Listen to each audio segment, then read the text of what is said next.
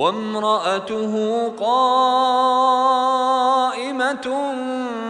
فضحكت فبشرناها بإسحاق ومن وراء إسحاق يعقوب.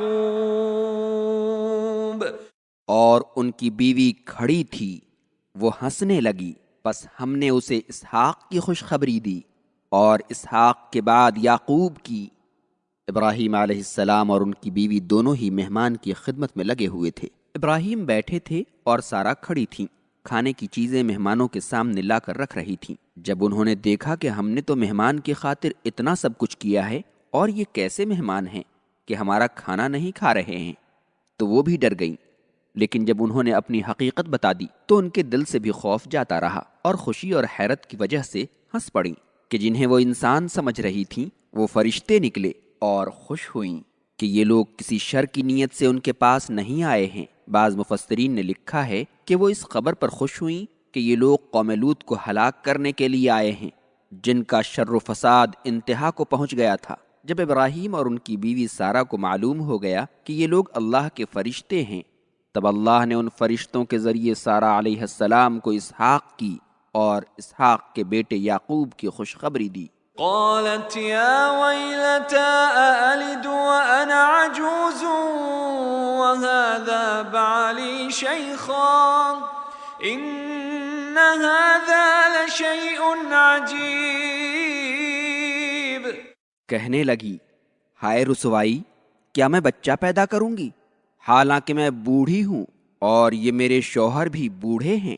بے شک یہ بڑی عجیب و غریب بات ہوگی۔ اس وقت سارا کی عمر 90 سال تھی اور ایک قول کے مطابق 99 سال تھی، اور ابراہیم علیہ السلام 100 یا 120 سال کے تھے۔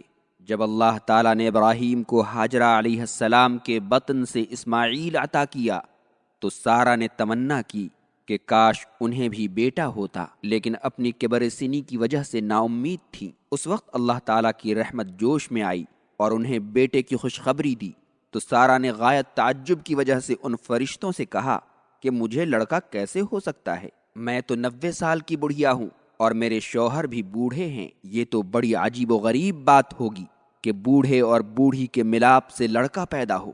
فلما ذهب عن إبراهيم الروع وجاءته البشرى يجادلنا في قوم لوط. پس جب ابراہیم کے دل سے ڈر نکل گیا اور انہیں خوشخبری مل گئی تو وہ قوم لوط کے بارے میں ہم سے جھگڑنے لگے۔ جب ابراہیم کے دل سے ڈر نکل گیا اور انہیں بیٹے اور پوتے کی خوشخبری مل گئی تو قوم لوط کی ہلاکت کے بارے میں فرشتوں سے کہنے لگے کہ وہاں لوط اور کچھ دیگر مسلمان بھی ہیں، ان کا کیا حال ہوگا؟ اور ان کا مقصد یہ تھا کہ اسی بہانے اللہ قوم لوط سے عذاب کو ٹال دے، اس لیے کہ ابراہیم بڑے ہی بردبار اور بڑے ہی رحم دل تھے، برا کرنے والوں سے انتقام لینے میں جلدی نہیں کرتے تھے اور ہر دم اللہ سے لو لگائے رہتے تھے۔ ان ابراہیم لحلیم اواہ منیب.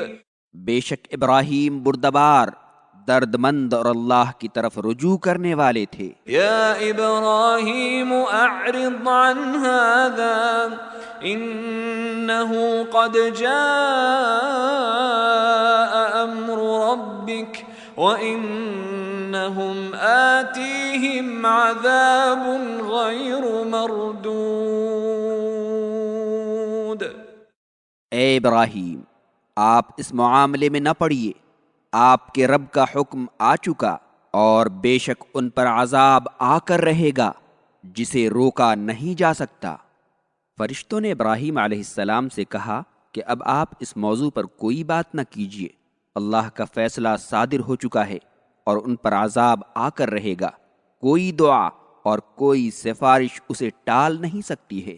بعض مفسرین نے مذکورہ آیات کی تفسیر کے ضمن میں لکھا ہے کہ معلوم ہوا کہ اولاد نرینہ اللہ کی نعمت ہے اور اللہ کے نافرمانوں کا ہلاک ہونا بھی نعمت ہے، اور جب کسی کو کوئی خوشخبری ملے تو اسے اللہ کا شکر ادا کرنا چاہیے۔ اسم نے روایت کی ہے کہ فرشتے ابراہیم کے پاس اس وقت آئے جب وہ کھیت میں کام کر رہے تھے کام سے فارغ ہوتے ہی اپنی کدال زمین پر رکھ دی اور 2 رکعت نماز پڑھی۔ اور سلام کرنا جائز ہے اور اس کا بہتر جواب دینا سنت ابراہیمی ہے، اس لیے کہ ابراہیم نے جواب میں سلامن کہا، جو افضل جواب پر دلالت کرتا ہے، اور بیوی آدمی کے اہل بیت میں داخل ہے، اس لیے نبی کریم صلی اللہ علیہ وسلم کی بیویاں یعنی امہات المومنین آپ کے اہل بیت میں شامل ہیں۔ وجاءه قومه يهرعون إليه ومن قبل كانوا يعملون السيئات قال يا قوم هؤلاء بناتي هن أطهر لكم فاتقوا الله ولا تخزون في ضيفي أليس منكم رجل رشيد۔ اور ان کی قوم کے لوگ ان کے پاس دوڑتے ہوئے آئے اور وہ پہلے سے ہی برائیاں کرتے آ رہے تھے۔ لوط نے کہا، اے میری قوم کے لوگو، یہ میری بیٹیاں ہیں، یہ تمہارے لیے زیادہ پاکیزہ ہیں، پس تم اللہ سے ڈرو اور میرے مہمانوں کو چھیڑ کر مجھے رسوا نہ کرو۔ کیا تم میں کوئی آدمی بھی سمجھدار نہیں ہے؟ قوم لوط کو ان خوبصورت مہمانوں کے آنے کی اطلاع ملی تو ان کے ساتھ لواطت کی نیت سے بہت ہی تیزی کے ساتھ دوڑتے ہوئے لوط علیہ السلام کے پاس پہنچ گئے، اس لیے کہ پہلے سے ہی مردوں کے ساتھ بدفعلی کرنی ان کی خبیث عادت چلی آ رہی تھی، اور شرم و حیا نام کی کوئی چیز ان کے اندر باقی نہیں رہ گئی تھی۔ جب انہوں نے ان مہمانوں کی طرف دست درازی کرنی چاہی تو لوط نے مہمانوں کا دفاع کرتے ہوئے اور بدماشوں کو خیر کی نصیحت کرتے ہوئے کہا کہ اے میری قوم کے لوگو، یہ میری بیٹیاں یعنی قوم کی بچیاں موجود ہیں، تم لوگ ان سے شادی کر لو، دنیاوی اور اخروی ہر اعتبار سے یہ تمہارے لیے زیادہ پاکیزہ اور اچھی رہیں گی۔ دیکھو، اللہ سے ڈرو اور زنا سے بھی خبیث لواطت کا ارتکاب کر کے اس کی نافرمانی نہ کرو، اور مہمانوں پر دست درازی کر کے مجھے رسوا نہ کرو۔ کیا تم میں کوئی بھی ایسا آدمی نہیں ہے جو اس فعل قبیح سے باز آ جائے اور نیکی کی راہ اختیار کرے؟ قالوا لقد علمت ما لنا في بناتك من حق وإنك لتعلم ما نريد۔ انہوں نے کہا، تم جانتے ہو کہ ہمیں تمہاری بیٹیوں کی کوئی خواہش نہیں ہے، اور ہم جو چاہتے ہیں اس کا تمہیں خوب پتہ ہے۔ ان بدبختوں نے لوط علیہ السلام کی نصیحت پر کوئی دھیان نہیں دیا اور انتہائی بے حیائی کے ساتھ اپنے خبث باطن کا اظہار کرتے ہوئے کہا کہ اے لوط، تم پہلے سے جانتے ہو کہ ہم عورتوں کی خواہش نہیں رکھتے ہیں، تمہیں خوب معلوم ہے کہ ہم کیا چاہتے ہیں، ہمیں اپنی شہوت کی آگ بجھانے کے لیے وہ کم عمر خوبصورت لڑکے چاہیے جو تمہارے پاس موجود ہیں،